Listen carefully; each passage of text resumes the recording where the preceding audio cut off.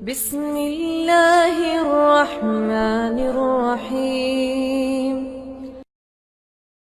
میں بھول گیا کہ یہ جو میں مسائل بتا رہا ہوں یہ سارے کے سارے مسائل میں نے حضرت مولانا الیاس صاحب گنبد دامت برکاتہم العالیہ پاکستان کی آن شان اور بان ہے، شیخ طریقت ہے، مفتی اعظم کہلاتے ہیں اور اہل باطل کے سامنے ایک مضبوط دیوار ہے۔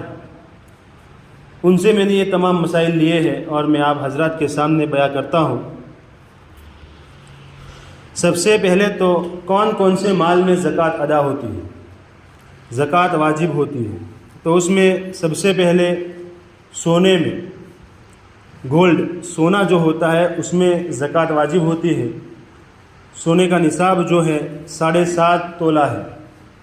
اگر کسی شخص کے پاس 7.5 تولہ سونا ہے تو اس پر زکوٰۃ واجب ہو جائے گی اور اس کو اس سونے کی زکوٰۃ نکالنا ضروری ہو جائے گا۔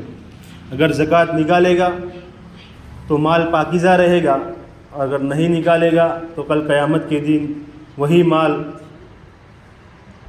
اس کے گلے میں توق بنا کر پہنا دیا جائے گا۔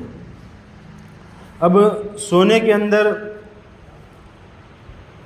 آج کے ماحول میں یہ ہوتا ہے کہ کسی کے پاس 7.5 تولہ سونا نہیں ہے بلکہ 6 تولہ سونا ہے اور کچھ چاندی ہے، تو کہتے ہیں کہ اگر دونوں کو ملا کر چاندی کے نصاب کو پہنچ جاتا ہے، چاندی کے نصاب کو اگر پہنچ جاتا ہے تو زکوٰۃ اس میں واجب ہو جائے گی۔ مال کو ملا جلا کر زکوٰۃ کا نصاب طے کرنے میں سونے کا جو مقدار بتایا ہے اس کا اعتبار نہیں ہوگا، چاندی کی مقدار کا اعتبار کیا جائے گا۔ مثال کے طور پر اگر کسی کے پاس کچھ سونا ہے، کچھ چاندی ہے، کچھ پیسے ہے اور یہ تینوں ملا کر سونے کے نصاب کو نہیں پہنچتے، یعنی تینوں کی قیمت اتنی نہیں ہوتی ہے جتنی قیمت 7.5 تولہ سونے کی ہوتی ہے، اتنی قیمت نہیں ہوتی ہے، لیکن ان تینوں کی قیمت ملا کر 52.5 تولہ چاندی کی قیمت بن جاتی ہے تو زکوٰۃ واجب ہو جائے گی۔ اس میں ہمیں چاندی کے مقدار کا اعتبار کرنا ہوگا، سونے کی مقدار کا اعتبار نہیں کرنا ہوگا، اس لیے کہ اصل چاندی ہے۔ پھر چاندی میں 52.5 تولہ جیسے کہ میں نے بتایا، 7.5 تولہ جو سونا بتایا وہ آج کے حساب سے 8 گرام 87 گرام ہوتا ہے آج کے حساب سے سونا، 87.5 گرام ہوتا ہے، اور چاندی کا نصاب ہے 52.5 تولہ، اس کا آج کے حساب سے گرام کے اندر اگر ڈیوائڈ کریں گے تو 612 گرام چاندی کا نصاب بیٹھتا ہے۔ اگر کسی کے پاس 612 گرام چاندی ہے تو اس پر زکوٰۃ واجب ہو جاتی ہے۔ پھر تیسرے نمبر پر ہے نقد روپیوں میں زکوٰۃ واجب ہوتی ہے۔ کسی کے پاس کیش پیسے پڑے ہیں تو اس پر بھی زکوٰۃ واجب ہو جائے گی۔ اب وہ چاہے کیش پیسے، کوئی شخص یہ کہتا ہے کہ میرے پاس جو کیش پڑا ہے وہ تو میں حج کے لیے رکھا ہے یا کسی گھر مکان کو خریدنے کے لیے رکھا ہے، تو اس کا اعتبار نہیں کیا جائے گا، کیش ہے تو زکوٰۃ آ جائے گی، بس اتنا ہے۔ کیش پڑے ہوئے ہونے چاہیے، خود کی مال کی ہونی چاہیے، ملکت بھی اپنی ہونی چاہیے اور کیش میں ہونی چاہیے۔ اگر کیش ہے تو اس پر زکوٰۃ واجب ہو جائے گی۔ پھر اس کے بعد کسی بھی بہانے کا اعتبار نہیں کیا جائے گا۔ چوتھے نمبر میں آتا ہے مال تجارت، یعنی وہ مال جس کو ہم بیچنے کے لیے خرید کر رکھا ہو، چاہے پھر وہ سونا ہو، چاندی ہو، اسی طرح مکان ہو، کھیت ہو، زمین ہو، کوئی بھی چیز ہو، اگر اس کو ہم نے بیچنے کی نیت سے خریدا ہے تو اس پر زکوٰۃ واجب ہو جائے گی۔ اب ان ساری چیزوں میں کتنی زکوٰۃ واجب ہوتی ہے تو ہمیں یہ طے کر لینا ہے کہ اگر ہمارے پاس کیش رقم پڑی ہے، ہمیں پتہ نہیں ہے کہ کتنی زکوٰۃ واجب ہوتی ہے اس میں، تو ہم اس کو اس طرح بیان کریں گے کہ اگر ہمارے پاس اتنے پیسے ہیں جتنے پیسے 52.5 تولہ چاندی کی قیمت بنتی ہے، اگر اتنے پیسے ہمارے پاس ہے تو ہمارے نقد روپیوں میں زکوٰۃ واجب ہو جائے گی۔ اسی طرح مال تجارت ہمارے پاس اتنا ہے، مثال کے طور پر ہمارے پاس بیچنے کے لیے اتنا مال پڑا ہوا ہے جو 52.5 تولہ چاندی کے نصاب کو پہنچ جاتا ہے، یعنی جتنی قیمت 52.5 تولہ چاندی کی ہوتی ہے اتنی ہی قیمت ہمارے مال تجارت کی ہوتی ہے، تو مال تجارت میں زکوٰۃ واجب ہو جائے گی۔ تو یہ 4 چیزیں آج کے زمانے کے اعتبار سے جو عام طور پر بنیادی چیزیں ہیں وہ یہ 4 چیزیں۔ باقی جانوروں میں بھی زکوٰۃ آتی ہے، اس کا مسئلہ بڑا پیچیدہ ہے، اگر وہ مسئلہ کسی کو جاننا ہے تو وہ مفتیان کرام سے رابطہ کر لیں۔ یہ جو بنیادی اور عمومی جو مسائل ہیں وہی بیان کرتا ہوں میں۔ اس کے بعد زکوٰۃ کس کو دینی چاہیے؟ آج بہت سارے ہمارے بھائی ایسے ہیں کہ زکوٰۃ دے دیتے ہیں لیکن ان کی زکوٰۃ ادا نہیں ہوتی۔ تو اس میں زکوٰۃ کس کو دینی چاہیے؟ تو قرآن کریم میں اللہ تعالیٰ نے بیان کیے ہیں زکوٰۃ کے مصارف، 8 مصارف کو بیان کیا ہے۔ اس میں سب سے پہلے کہا ہے فقراء، کہ فقراء کو اپنی زکوٰۃ دینی چاہیے۔ فقراء کس کو کہتے ہیں؟ فقراء کہتے ہیں کہ اس شخص کو جس کے پاس پیسے تو ہو لیکن اتنے پیسے نہ ہو جو اس کی ضرورت کو کافی ہو، اس کی ضرورت سے کم پیسے ہو، اس کو کہیں گے کہ یہ فقیر ہے۔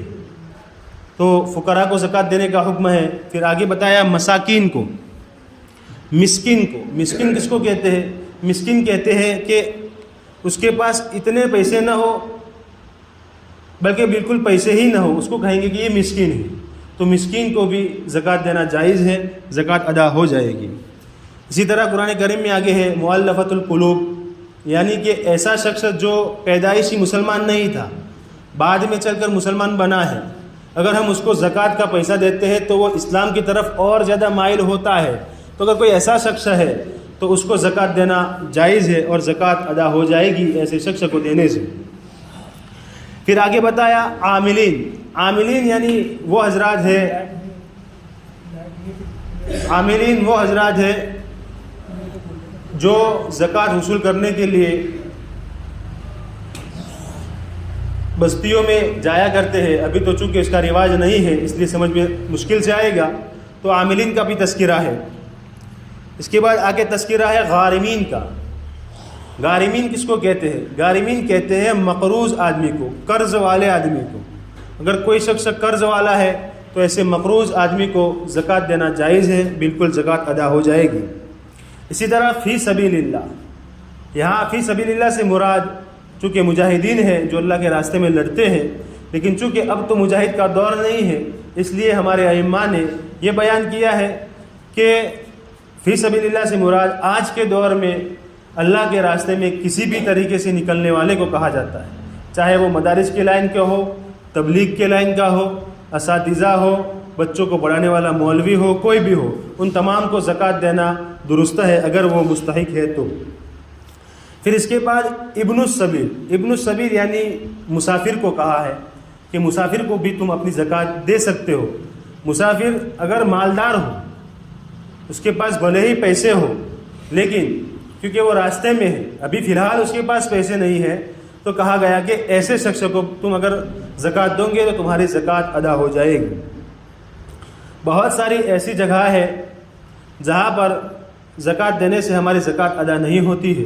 وہ جگہیں عام طور پر یہ ہیں کہ کوئی شخص ہمارے سامنے ایسا ہے جو واقعی مجبور ہے لیکن ان 8 مصرف میں سے نہیں ہے جو اللہ تعالیٰ نے بیان کیے ہیں، تو اگر ایسے شخص کو زکوٰۃ دیں گے تو زکوٰۃ بالکل ہماری ادا نہیں ہوگی۔ اس کے بعد میں مختصراً بتاتا ہوں، غیر مسلم کو ادا کرنے سے زکوٰۃ ادا نہیں ہوگی۔ اسی طرح ایسے ادارے جہاں شریعت کے قوانین کا خیال نہ رکھا جاتا ہو، ایسے اداروں میں زکوٰۃ دینے سے زکوٰۃ ادا نہیں ہوگی۔ اسی طرح آپس میں زکوٰۃ دینے سے بھی زکوٰۃ ادا نہیں ہوگی۔ میاں بیوی کو زکوٰۃ دے رہا ہے، بیوی میاں کو زکوٰۃ دے رہی ہے، اس طرح زکوٰۃ دینے سے بھی زکوٰۃ ادا نہیں ہوگی۔ اسی طرح بیٹوں میں زکوٰۃ دینے سے بھی زکوٰۃ ادا نہیں ہوگی۔ بیٹوں میں یعنی میں اپنے بیٹے کو زکوٰۃ دوں یا پھر میں اپنے پوتے کو زکوٰۃ دوں، میں اپنے پڑ پوتے کو زکوٰۃ دوں، تو اس طرح زکوٰۃ دینے سے زکوٰۃ ادا نہیں ہوتی۔ اسی طرح باپوں میں بھی زکوٰۃ ادا نہیں ہوگی۔ میں اپنے ابا کو زکوٰۃ دوں، اپنے دادا کو دوں، اپنے پردادا کو دوں، نانا کو دوں، نانی کو دوں، تو اس طرح زکوٰۃ ادا کرنے سے زکوٰۃ ادا نہیں ہوگی۔ اسی طرح سید گھرانے کو زکوٰۃ دینے سے زکوٰۃ ادا نہیں ہوگی۔ یہاں یہ بات یاد رکھے کہ سید گھرانے کو زکوٰۃ دینے کا جو منع کیا ہے وہ ان کی کوئی طنز کے طور پر نہیں ہے، بلکہ ان کی تعظیم بیان کرنا مقصود ہے کہ نبی کا گھرانہ ہے، ایسے گھرانے کو زکوٰۃ دے کر ان کی بے عزتی نہیں کرنا ہے، ان کو یہ کچرا نہیں دینا ہے، ان کو اگر دینا ہے تو ہدیہ دیا کرے جو کہ پاکیزہ مال ہے، ایسے مال ان کو دیا کرے۔ زکوٰۃ اگر ان کو دیں گے تو زکوٰۃ ادا نہیں ہوگی۔ اسی طرح شادی بیاہ میں کوئی شخص ایسا ہے جو غلط رسومات کے اندر اپنے پیسے لگانا چاہتا ہے، حالانکہ وہ ہے مسلمان، کمزور ہے، بے بس ہے اور مفلس ہے، غریب ہے، مسکین ہے، ساری صفات پائی جاتی ہے، لیکن وہ زکوٰۃ لے رہا ہے ایسی چیز میں پیسے خرچ کرنے کے لیے جہاں پر شریعت اجازت نہیں دیتی، غلط رسومات میں۔ مثال کے طور پر ہمارے یہاں ایک رواج چل پڑا ہے جہیز کا، تو اگر کوئی غریب ماں باپ ہے اپنی بیٹی کو جہیز میں دینے کے لیے زکوٰۃ لیتے ہیں اور کوئی شخص ان کو زکوٰۃ دیتا ہے تو دینے والے کی زکوٰۃ ادا نہیں ہوگی۔ السلام علیکم ورحمۃ اللہ وبرکاتہ۔